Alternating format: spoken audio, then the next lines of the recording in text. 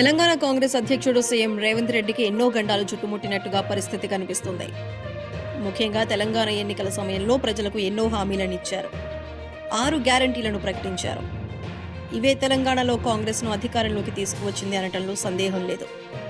వాటిలో ముఖ్యమైనది రైతు రుణమాఫీ. ఆగస్టు 15వ తేదీలోపు 2 లక్షల రూపాయల రుణమాఫీ చేస్తారని రేవంత్ రెడ్డి ప్రకటించారు.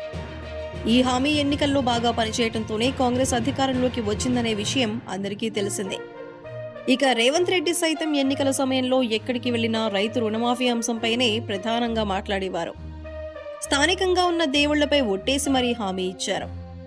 అయితే ఇదంతా పార్లమెంటు ఎన్నికల్లో గెలిచేందుకే చేశారా, నిజంగానే రైతు రుణమాఫీ అమలు చేయాలనే పట్టుదలతో ఉన్నారా అనేది ఎవరికీ అర్థం కావటం లేదు. వాస్తవంగా చూసుకుంటే తెలంగాణ ప్రభుత్వం ఆర్థిక పరిస్థితి అంతంత మాత్రమే అన్నట్టుగా ఉంది. 2 లక్షల రుణమాఫీ చేయాలంటే వేల కోట్ల రూపాయలు అవసరమవుతాయి. దీంతో ఇది సాధ్యమా అనే అనుమానాలు అందరిలోనూ మొదలయ్యాయి. రేవంత్ తన మాట నిలబెట్టుకోవాలంటే విడతల వారీగా రుణమాఫీ చేస్తారా, లేక ఒక్కసారిగానే మొత్తం రుణమాఫీ చేసి సంచలనం సృష్టిస్తారా అనేది ఎవరికీ అంతుపట్టడం లేదు.